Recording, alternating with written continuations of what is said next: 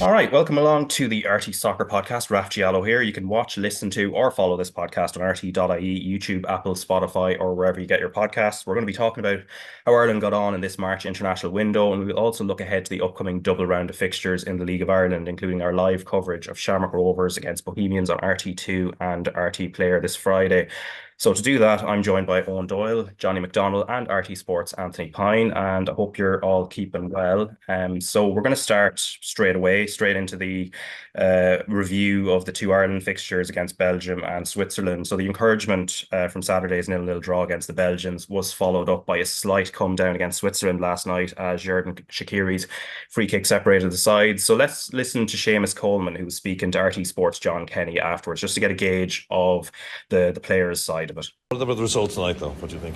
The result? Yeah. Listen, it's disappointing. You want to win, and I think it took us a little while to get to grips with the game, to figure them out. But I think once we did figure them out, I thought we were on top. We penned them in quite a lot, and can't really remember them having too many chances. And we need to score, obviously, when we get opportunities, and that's the aim of the game. But I think performance-wise, the last two games we've done well, but ultimately we do know that you have to win the games. But there has been positives, and it's been a very good week around the hotel, around the training complex. We've really enjoyed it. Would you like John to stay on?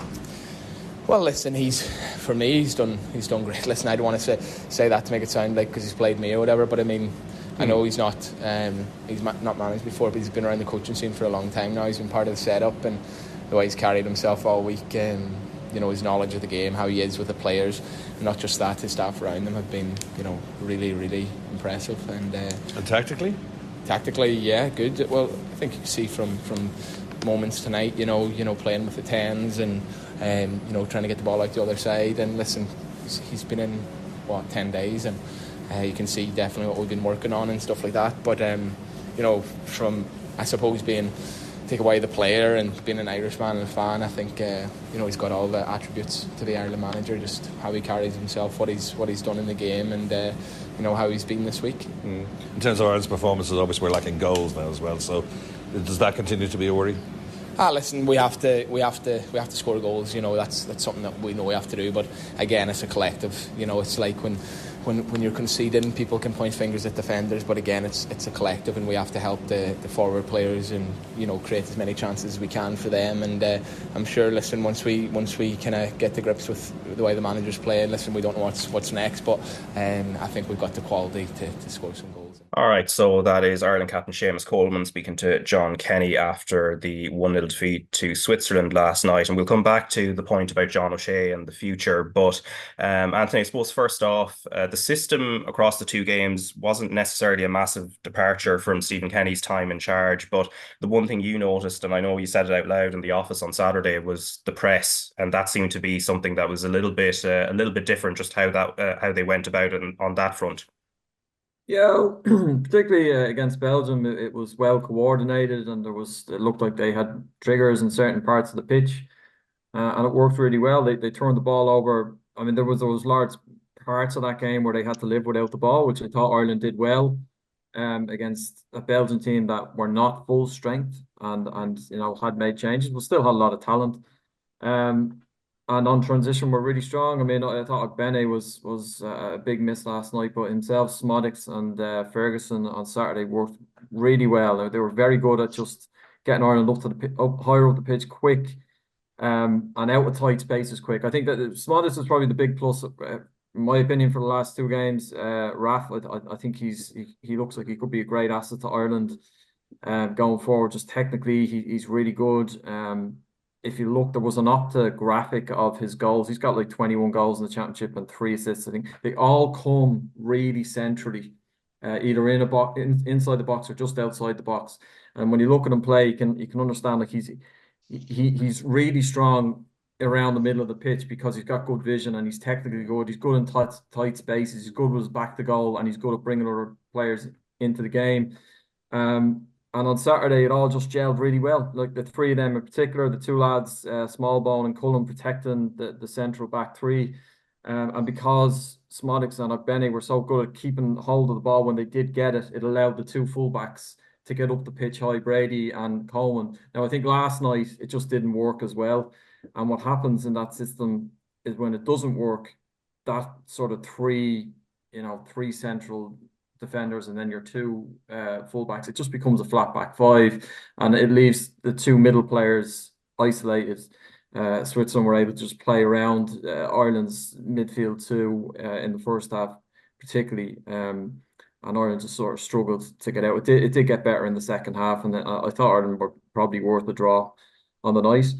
But look, I mean, in fairness to John O'Shea, like and Paddy McCarthy, Glenn Whelan, Brian Kerr, like, as you know, I'm sure the lads will know this much better than me. Like when you only have a week to work with players, like it's very difficult to imprint a really strong identity. It's such a short space of time. But there was definite signs that they did leave a mark on the team, and you could see the influence of people like, I think, Paddy McCarthy in particular, and how they went about their business. Now, obviously, all of that is compromised by the fact that they are an interim coaching team, and we'll see. That may well not be the case. We'll there is thought that John O'Shea could end up getting this job. We don't know that yet, but obviously, and I think John O'Shea hinted at that himself. Like, he maybe would have experimented in certain parts, and maybe the lineup personnel, or even in just how they approach things, had he known that this was his job going forward. But in the short space they had the team, they at least did leave some sort of mark in terms of how they set the team up, and it was fairly visible, particularly in the Belgium game. Yeah, and as Anthony said there, Johnny, it was it was quite a compact shape. The back five sort of pressing relatively high, and they sort of had a mid block, particularly just sort of watching the press against Switzerland. But what did you make of how they they squeezed that space and made it difficult, particularly for Belgium on the Saturday? We can talk about press and low blocks and high blocks, but it's really, really important, for as a coach or as a manager, for the players, that they understand and when to do it. Raf, it's the detail of it.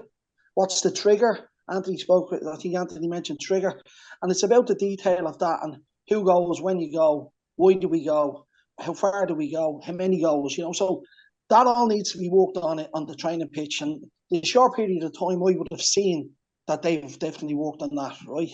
They've, really, I looked at Cullen again last night, scrapping away in midfield, winning balls back. But when he won it, he knew exactly where he was going with it, So, look, he changed it around a little bit, Ogbeni, losing Ogbeni as well. I thought we looked really, really good when Ida come on and Ferguson, the two up top. I have my own ideas on it, Anthony talked about playing the five, ended up with five at the back. Yes, of course, you're short in midfield, but it depends on what way you play it.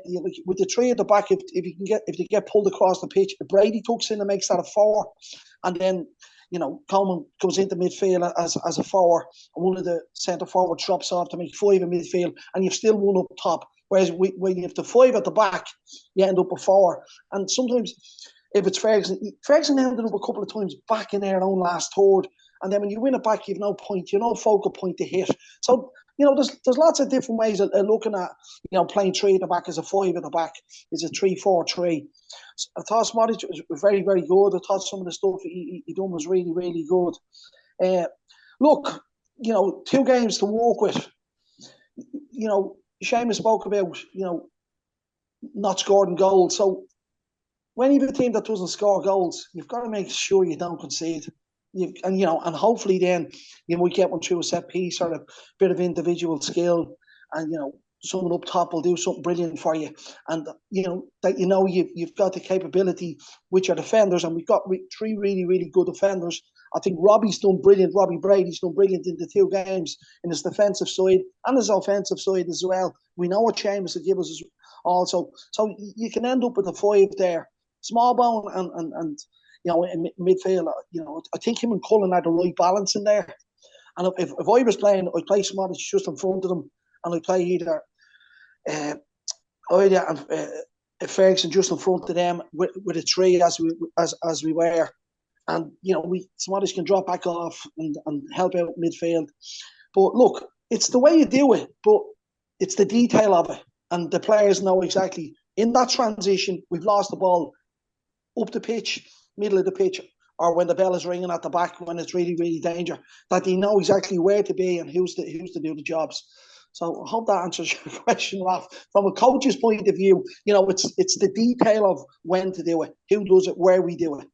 Yeah, and Owen, just on the mention of the defensive line there, the three centre backs, is the aspect of it that gives a little bit of flexibility for Ireland. Is it more so because of their recovery pace? Because Bamidele, I think we saw O'Shea towards the end, or Dara O'Shea sort of when he was making a recovery run back. He's no slouch, and then Nathan Collins as well has a bit of pace as well. That actually helps in terms of some of them can squeeze space, and then they're also in a position to run back as well.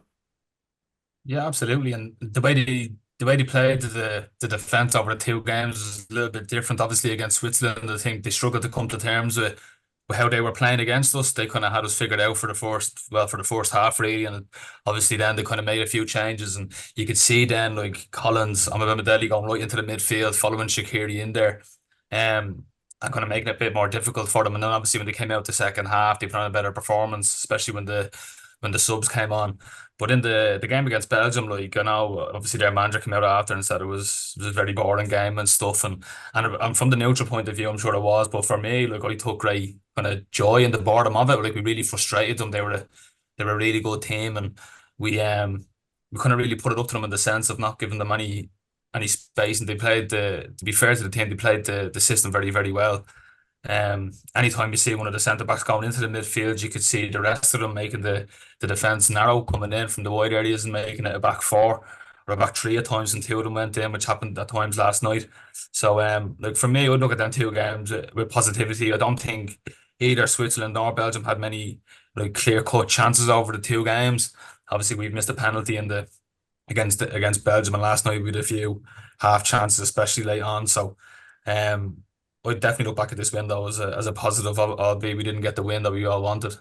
Yeah, and Johnny, just on the system as well, I suppose the options that are there before the two games, John O'Shea talked about, there is the possibility of mixing it, going back to a back four, and then he ended up going with the five, which Stephen Kenny had been using for most of his tenure. Is it really just a case that when you look at the options that can play full back, that actually the more natural options tend to be better as wing backs, and that almost forces the system on O'Shea and then previously on Kenny? It kind of does with the balance, like with Robbie playing on the left side, he's left footed, he's not going to come inside onto his right foot. It gives you a good balance. Seamus is right foot, he's on the right side. Both don't have the engine to go up and down the pitch, so, I hate when it ends up in a five, at the back, because you're short in the midfield, and as I said earlier, then your front men get drawn in and pulled inside and whatever, and then you've nothing up top and you win it back. So the balance of the team, I think, we talk about shape and what formation, whatever else. But don't forget, there's always another team there. Like Seamus mentioned something, they said we figured it out. Like they didn't play with a nine. The Swiss didn't play with a nine. They overloaded the midfield. As Owen said, the lads went in from centre half. They went in at them. They narrowed up, and so that's given the players the responsibility to make them decisions. But you've also looked at them scenarios, because you would have looked, you've analysed the teams you're playing against and what way they play and how they play in certain areas of the pitch. Did they play it tight to get a switch? And how do you stop that? But you've got to give that responsibility to the players, and they've got to make that decision. Do we end up, say, with the three at the back, and we don't score too many goals? But have we got the confidence in their back three with the pace that no one can get in behind us? So do we play high enough up the pitch that we're not worried? If the ball is over the top, we can deal with that. So and not pulling fellas back and leaving us short, and trying to create the balance and kind of playing the match as the game goes on, because they're going to have possession. What they do with the possession, what players they can, they get forward, and what players. Are they playing two in midfield? Are they dropping two off? Are they pushing one on? Are the wide players, like as we see in his outside last one, coming inside? Do the wing backs come in after them, and they're trying to get the full backs out wide? So you've got to go through all them scenarios. But when you go through them scenarios on the training pitch, it's not so bad for the players when it's happening in real time on the match. It's obviously like a dress rehearsal, So I've seen this done. We worked on this on Tuesday. We worked on that on Wednesday. We're now on a low block. There's no space in behind. So we're nice and tight, we're nice and narrow. We 5 in, we're winning 1-0. We need to manage the game out. So it's given all them scenarios, and the responsibility and the trust is important in the players. And especially from defenders' point of view, that you trust them in a 3v3 or a 3v2, that you're saying, we can manage that. And sometimes you get caught out. You can't always be, especially with forwards, they like to say, let's overload, get a 2v1 or a 3v2 in situations. Sometimes defenders have to be defenders and deal with 1v1 situations. And you've got to trust them to do that and win it back. And then the team have committed forward. And now what do we do next? How do we overload back in the midfield? Do we miss the midfield and go straight forward? And just looking with the players that we have, with Ida and Ferguson up top, the height they have, the three centre-backs, at the back as well, from set pieces, from wide areas, putting crosses in the box. We're a real threat from them areas are small diagonal balls to the edge of the box for knockback downs. Look, they're just ideas that I was looking at during the match, just looking at the game. But I think the game, as it goes on, as I said, the players have to see what's happening. You can't keep shouting instructions from the touchline. Move him, drop him off there. And as Seamus said, they figured it out. They figured the Swiss. After they took control after about 15 minutes, they had possession. But the two centre halves going in was one centre half going in where they would play. So Seamus said he figured it out. And as Alan said, I thought we finished the game really, really strong. Johnson's header was a good chance. Noy had a good chance on the near right-hand side. So we did create chances. Yeah, and Eoin, just in relation to Sammy Smodics as well, can you just talk us through his movement as well? Because again, I suppose Belgium was the game where he was probably most impressive, and actually the collective performance as well was. But and to an extent also against Switzerland, some nice touches, and he was sort of picking up different positions, more left-sided against Belgium, and then because Johnston has come in, he pops up more on the right against Switzerland. Yeah, well, I was actually really impressed with him last night now against Switzerland as well. He was obviously making them great runs from out to in and trying to get in behind their fullback at times last night. And he's got great energy about him, great endeavour, and you can see him. He's constantly just pressing and working hard. There's no layup in him. He's just at it, and that's a wonderful trait to have in a player, especially a goal scorer. There's nothing better for a manager now, and that your goals, a goal scorer, is also willing to put in the hard work as well, and he certainly does that. Obviously, you can see he gambles off flick-ons. The ball went up high. Ferguson, Noel Quinn-esque of him there against Belgium and flicked it on for him. And Sammy, to be fair to him, got the other side of the defender, was unlucky with his chance just outside the 6-yard box. So he's been probably the biggest plus out of these two games, I think. And it's great that we finally have him in the green shirt, I suppose. And he'll definitely be a big player for us going forward now, I would imagine. One more thing on Smodics. He's 28. It's not, this isn't a guy who's coming in, you think, oh, he's got to find his feet. This is it. He's the finished article as well. And he's in his prime. He's playing out of his skin. So it's just, you nearly forget it. I actually didn't realise his age. 28, finished article. I think he'll be a massive part of what happens going forward. And as I agree with Owen, as I said already, he's the big positive of the last two games. But it's just listening to Owen speaking about him and how clever he is and how mature he is. It just sort of reminded me, he is in the peak of his powers right now. And when we're looking at, say, there's lots of talk about Evan Ferguson, 19, you know what I mean? So it's over the top. He's gone a while without a goal. But Evan is still learning his trade, isn't he? Sammy Smodics has been around long enough now that you think he knows what he's doing on the football pitch. He's an intelligent footballer. Anthony, do you think he's, and even Owen, from your perspective, Owen, I think productively, I think he's so much better through the middle.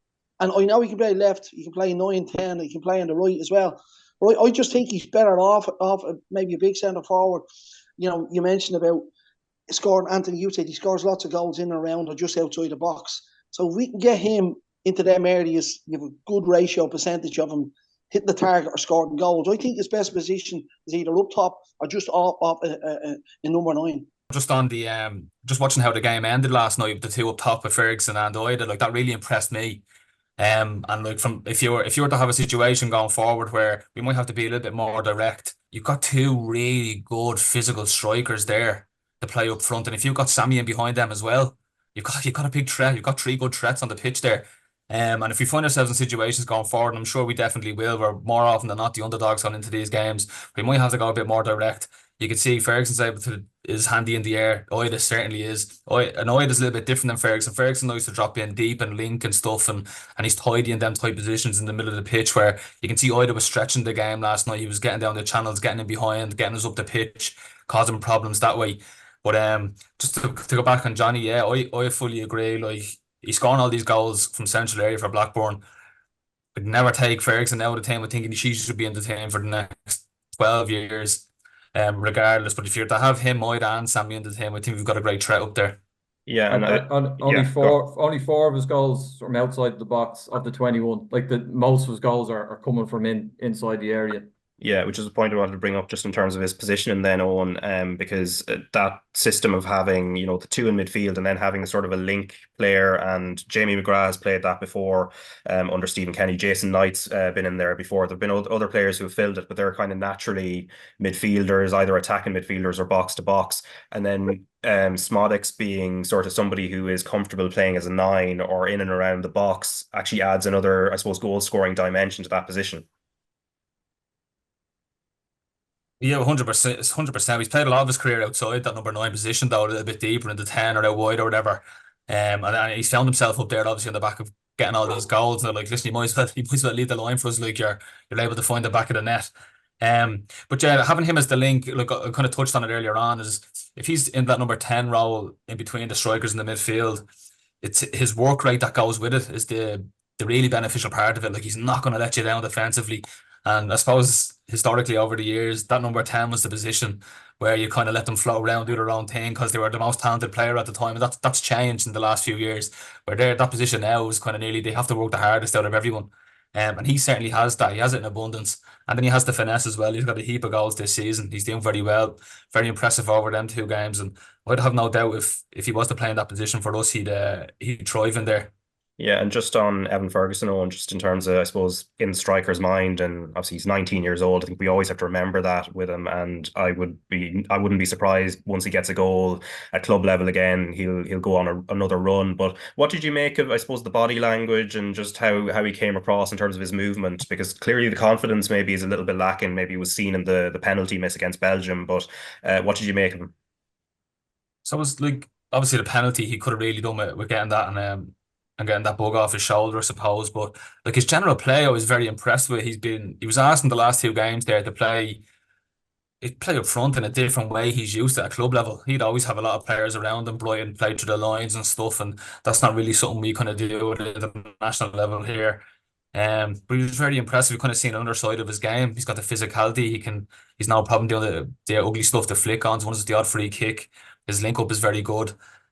He's done great for I think Benny had a great chance against Belgium, and he held it. He worked hard, got the ball back for us. Sammy put a great ball through for Benny, and Benny was unlucky at the near post. But I was like, in terms of his overall play, I was really impressed with him. I was actually very impressed with O'Shea's decision last night to keep him on the pitch for 90 minutes. That's a great, like, strikers always come off. They're always the first ones to come off in games, and he's after leaving there last night, going, right, I didn't score, but I know my manager will back me now, and he'll leave me on the pitch until I get a goal. And I'm sure that's how he felt after coming off that pitch last night. But the wonderful thing about him, as you said, is that he's only 19 years of age, and there's nothing better than young lads going through tough times, because like, they obviously learn how to get through these moments when they happen again later on in their career, and this will happen plenty of times from throughout his career. But look, he's going to be such a big player for whichever club he's at, and definitely for us over the next 10, 12, 15 years, and he definitely excites me, really does. Yeah, and on the goalkeeper situation, Johnny, I mean, that was one of the areas of interest prior to this window, given Caoimhín Kelleher's form for Liverpool, and also Gavin Bazzunu's, obviously number 1 at Southampton. Now, Caoimhín had a really good game against Belgium, and then Bazzunu came in against Switzerland, and he was quite shaky. I think he might talk us through that, what he might have done wrong with the free kick that Shaqiri scored, and also he nearly got punished then when he tried to play a clearance out, and then it went straight to Xhaka, who was probably unfortunate to hit the post. But what did you make of, I suppose the difference between the two over the 2 games, and how that's probably gonna evolve, particularly if something were to happen in the summer in regard to Kelleher and his future, either at Liverpool or beyond?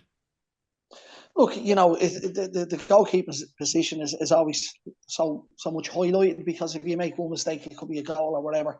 But, you know, Kelleher, for me, has been playing regular in the Liverpool team. He's playing at the top level. You know, I would have left him in goal, because for me, from my point of view, we knew what Bazunu can do. We know what he can do.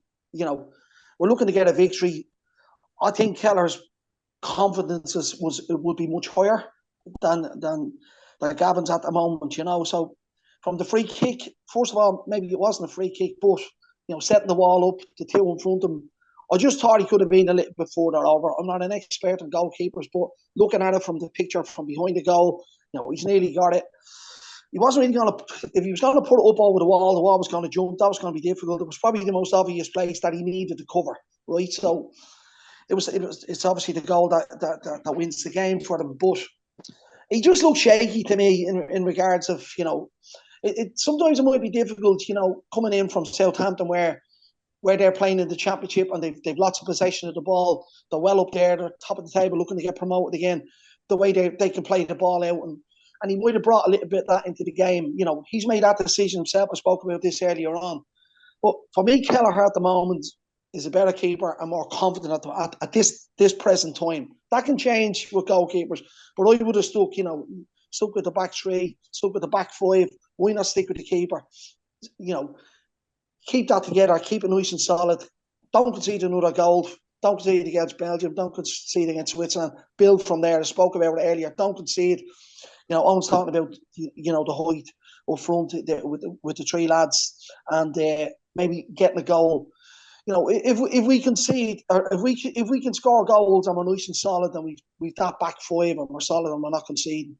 Yeah, and that back five is back six, including the goalkeeper. You know, so for me, Kelleher at the moment is best to play at the moment. And look, if John gets the job, John will know that. That's my point of view. You know, looking at the two games. But if he doesn't get the job, somebody else is going to get the benefit of John looking at these players, you know, and what Stephen Kennedy has done, given these players over the last few years as well. So someone's going to get the benefit. For me, Kelleher, yes. Kelleher probably more confident at the moment, more the Stewart. Like, so, yeah, Gavin's a good keeper, we know that, but for me, Kelleher.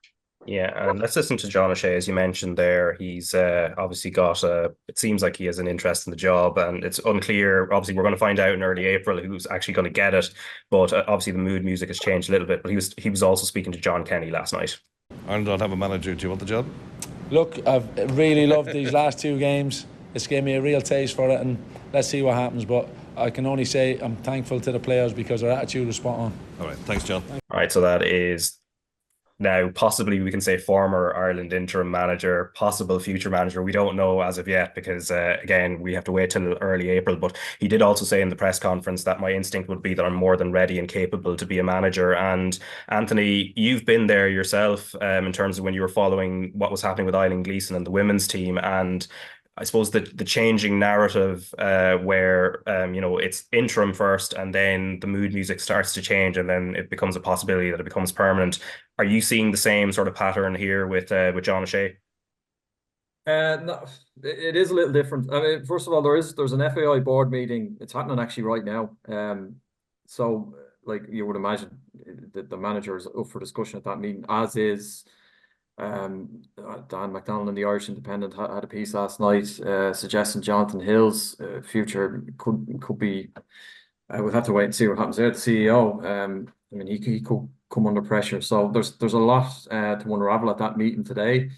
But they have to come to a decision on this soon. You know, I think it's 18 weeks now, Raf. They've been looking for a new manager. 18 weeks, like that's it's a long time. And personally, I would have no issue with John O'Shea getting the job, but if he gets the job at this point, it would raise serious questions about the process of appointing the Republic of Ireland men's manager. Now, with Eileen Gleeson, she was asked for about 2 months, are you interested? And she fudged she didn't explicitly say no. And it later transpired that she had applied for the job in October. She got the job in December, but she had actually applied for the job in October. So she was in a position where she didn't want to say publicly that she was in for the job because she didn't want to compromise the process. And you can understand that. Whereas told in February, Mark Canham said in February that they would be wrapping this up in early April because due to contractual obligations with a candidate, we were led to believe that they had somebody lined up basically. And John O'Shea subsequently took the job on an interim basis. So if John is to get the job now, you'd be thinking, well, what happened? You know, did the other thing fall through? You know, by all accounts, Lee Carsley was the #1 target.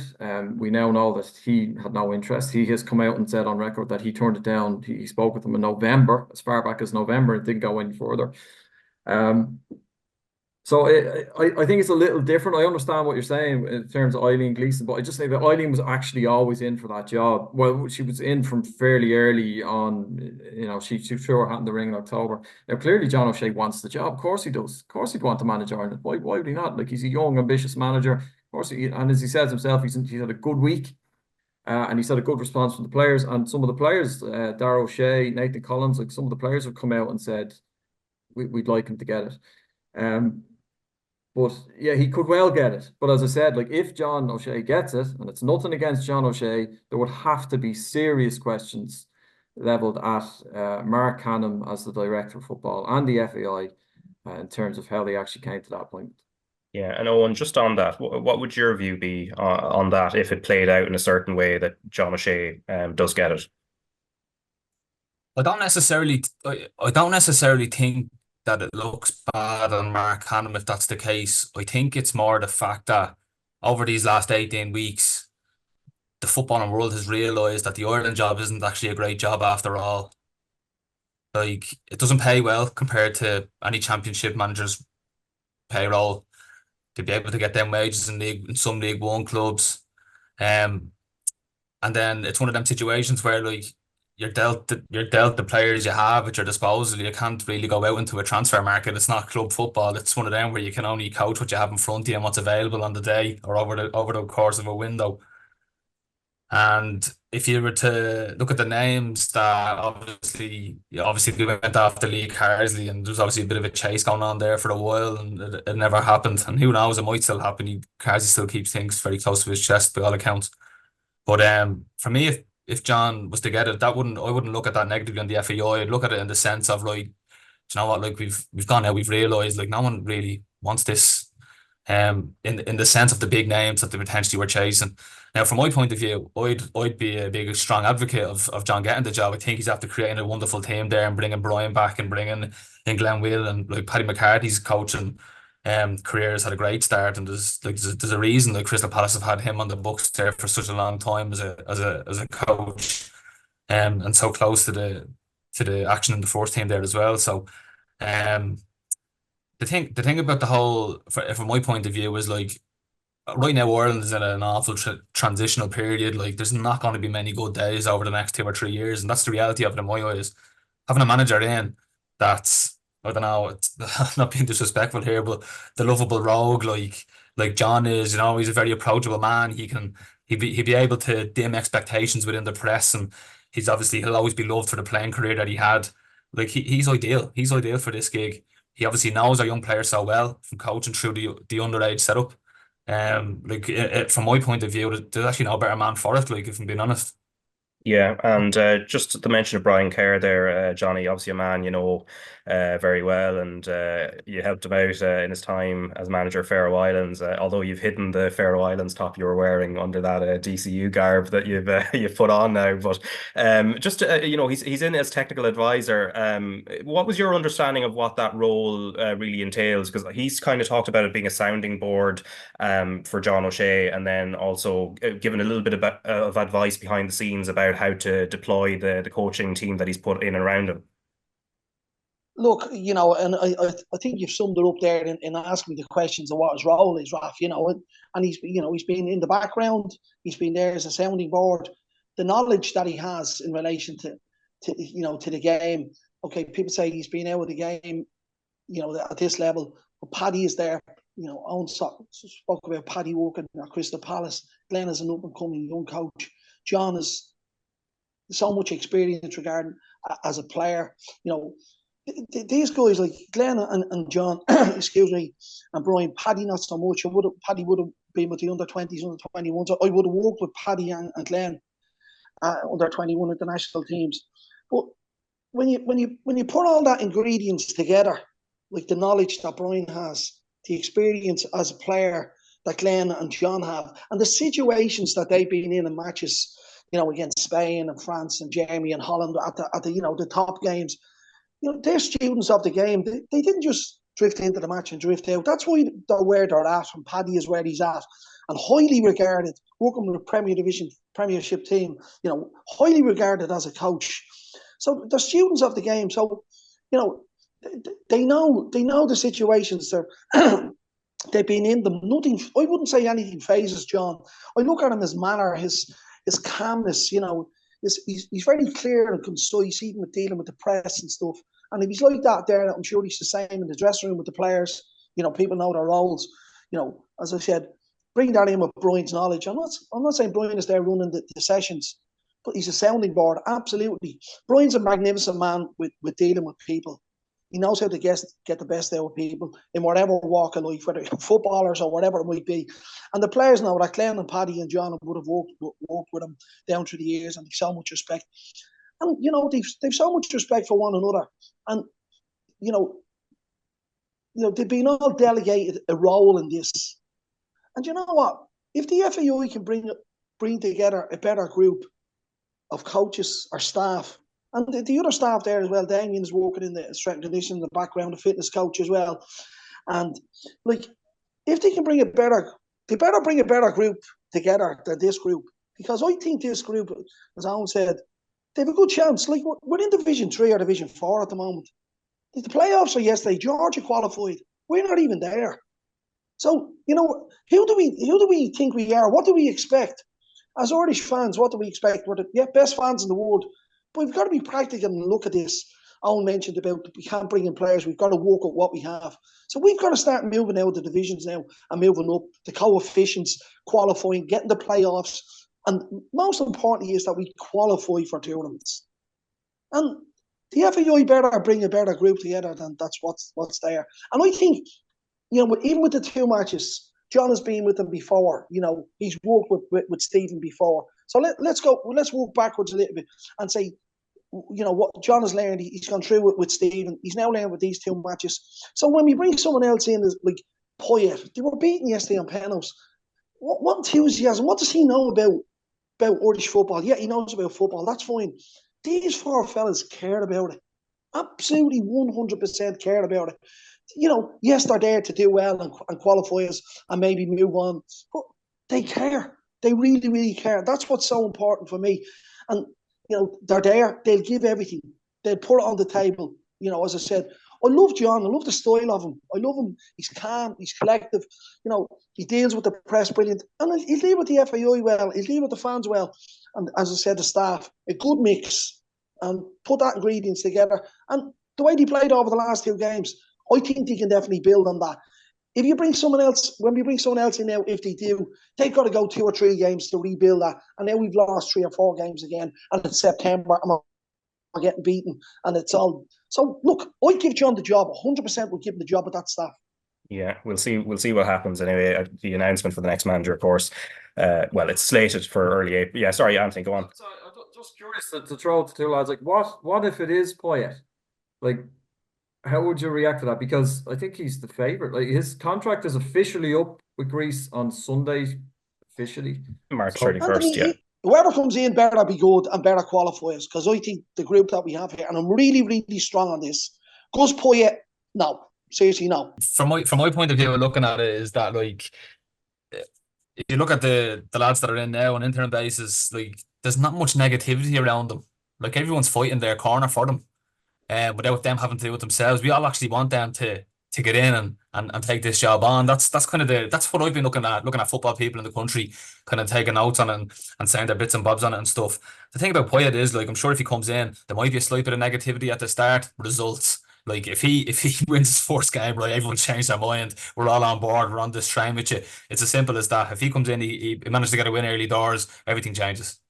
Yeah, and just on Poyet, because I spoke to him on the 29th of January when he was over in Dublin, and I think his point was some of the stuff that he was quoted as being said, it was the quotes were true, but that they were taken slightly out of context, and that he was still committed to Greece, and that had they qualified, he would be interested in staying further. But obviously, he had said at the time as well that the 31st of March would be the end of his contract, and that looks to be the case now that the playoff has ended in defeat. And also, I put some feelers out to somebody in Greece who appeared on this podcast actually last year just to see what the rumor mill was in Greece, and there's nothing concrete in and around any interest in Ireland. So we're sort of in a position where we don't know, and I think that's the case for the moment, whether it's Poyet or O'Shea or whoever it is. But before we get to the League of Ireland, Anthony, just on the women's national team, because we're not too far away now from the start of what is a very tough gauntlet in the Euro qualifiers. So Friday, April 5th, the game against France, and then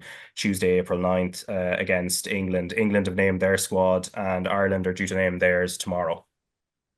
Yeah, England dropped their squad on Tuesday, and it's like when you just see it like in black and white, it's just how daunting it is. They're so good. There's so much quality. Basically, all the stars of the Women's Super League, and then a couple other really big names who are playing at some of the biggest clubs in Europe. But we know that Ireland are well aware that the other three teams are on the top five in the world. Sweden and France. They start in France in Metz on Friday week, and then they play England at the Aviva the following Tuesday.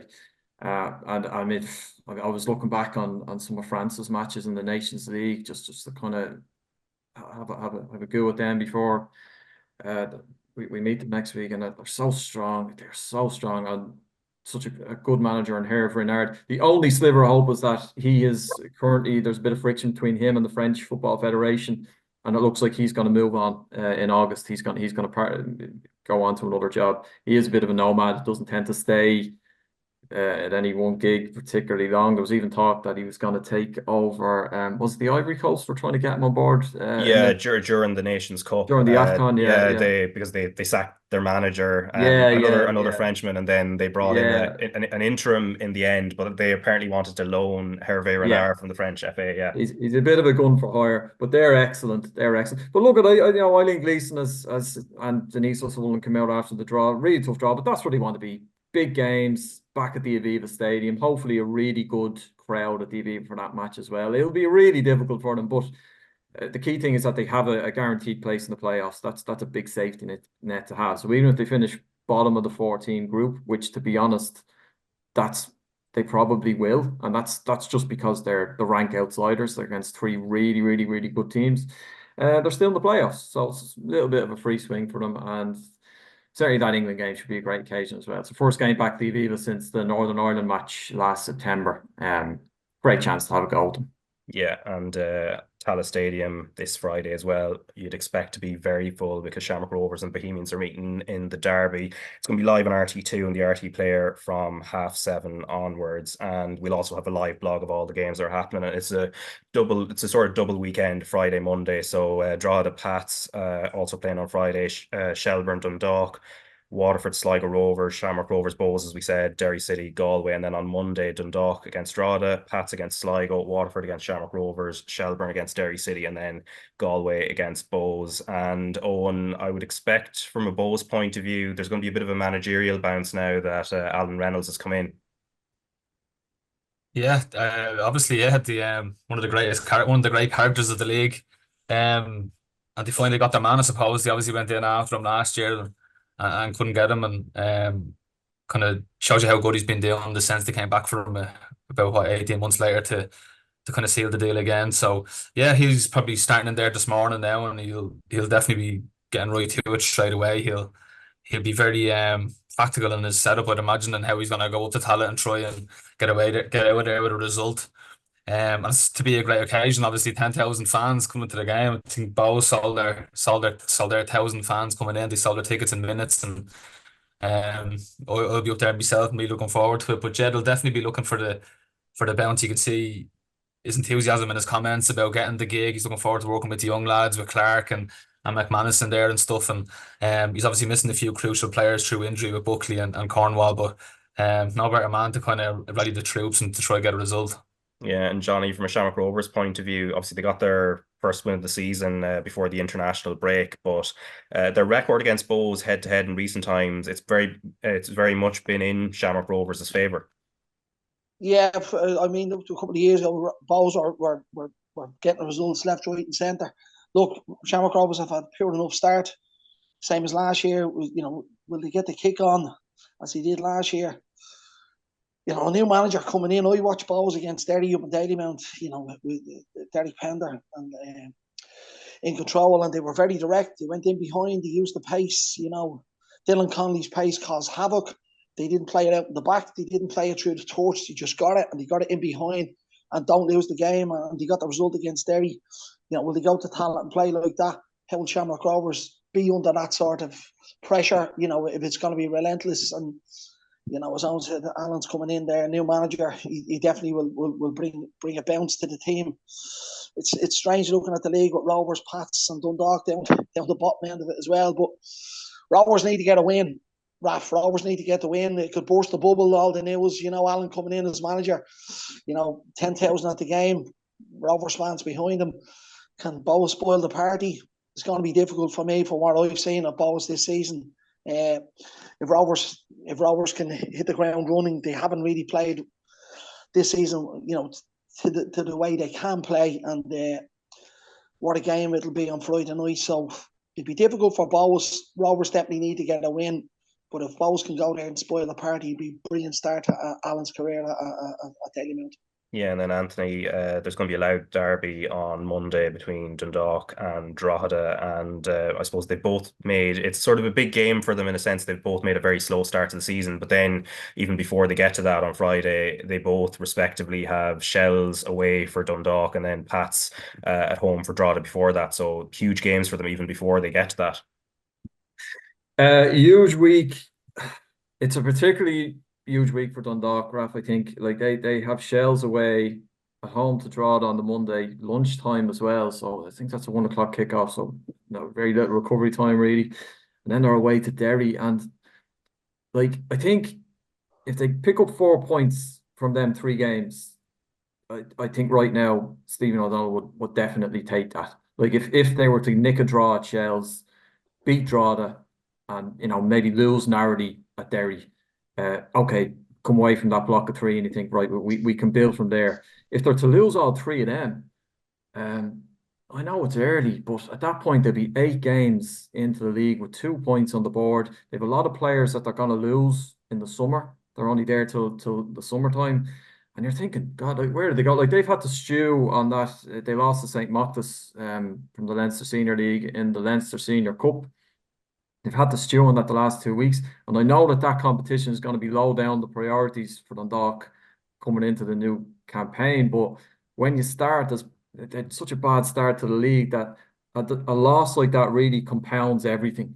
You know, it exacerbates everything.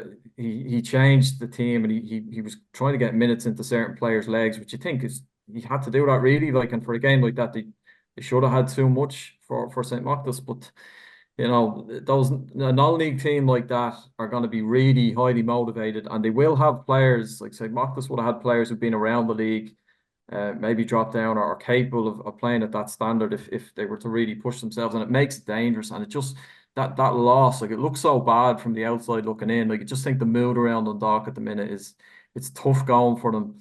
The thing about Drogheda is that they tend to, like, they had a bad defeat to Waterford, and then they bet Bohs in the next match. You know, then they drew at Galway. They got a decent point on the road at Galway. They lost at Sligo, but then they bet at Lone Town in the Leinster Senior Cup. So, like, it's a team with Kev Doherty in the last couple of years. They tend to, they rarely lose. They rarely have 2 bad results in a row. You know, they have a good. They're able to sort of just bounce back and just nick a point or just stop the rot. So I think Drogheda are okay. I know I think they've only got 4 points on the board, but I kind of think they're dogged enough to be okay, and they'll chip away and they'll probably be all right. But with Dundalk, you'd worry like where it's going to go if they have a really bad week. You know, those 3 games. Yeah, sorry, Johnny, go on. I was just saying, I was just listening to Anthony's very comprehensive cover of Drogheda and Dundalk there. Are you saying, Anthony, that Drogheda are the new Finn Harps? They find a way, yeah, you know. A little bit, John, yeah.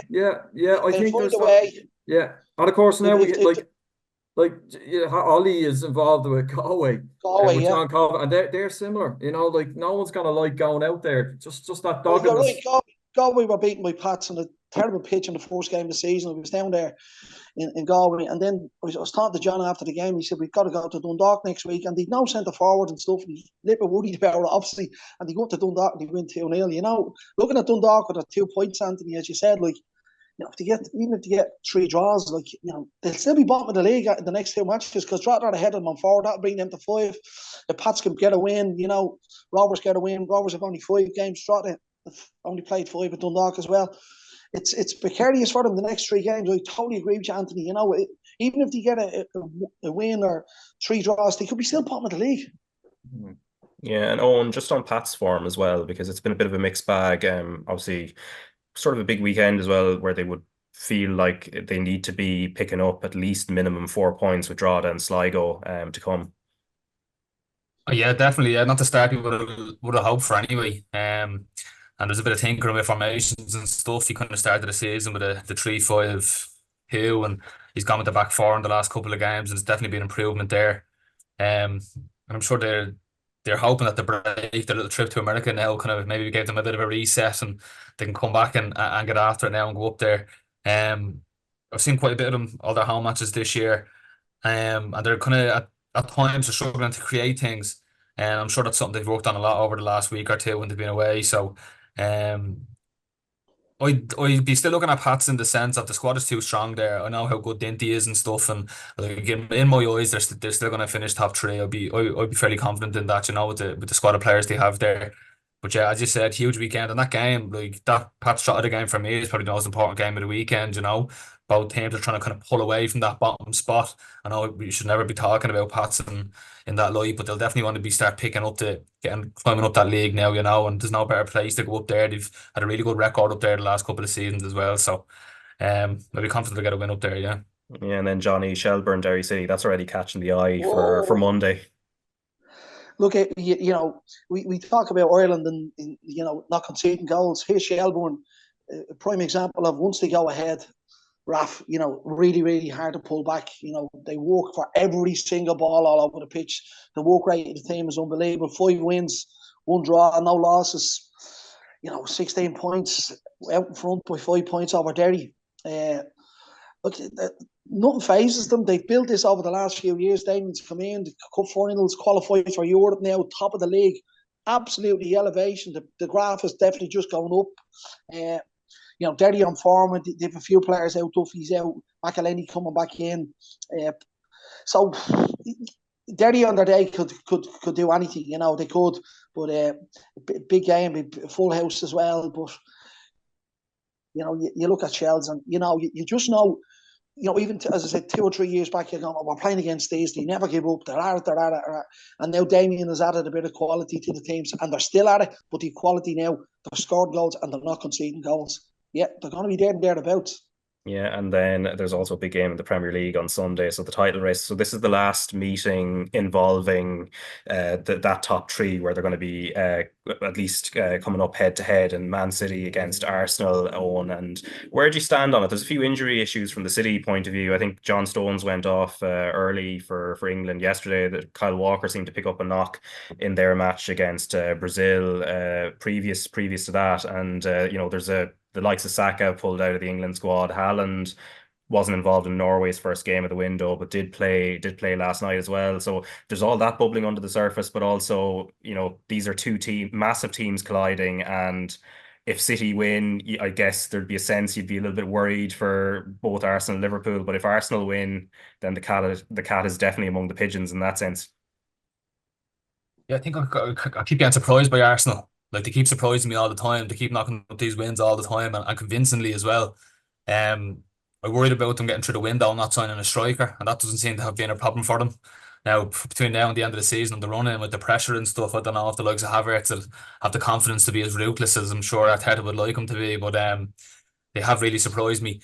In these games, I just can never see past City on paper, no matter who they're playing against, anyone in the world. For me, they're just too strong. The way they can control games, The only time I've ever seen them rattled was that second half against Liverpool there recently in Anfield. I don't think I've ever seen them perform as bad before. And yeah, for me, I struggle to see Arsenal being able to get a result against them. And just how do you stop Haaland? How do you stop Foden in his current form?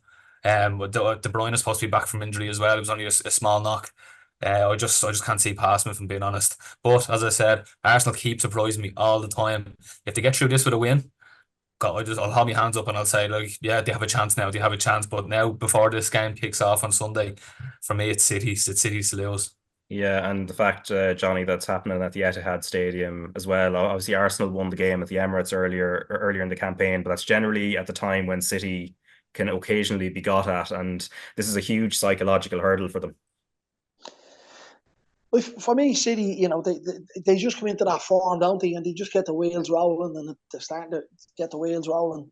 Arsenal have been brilliant, as Owen said, he's winning matches, scoring lots of goals.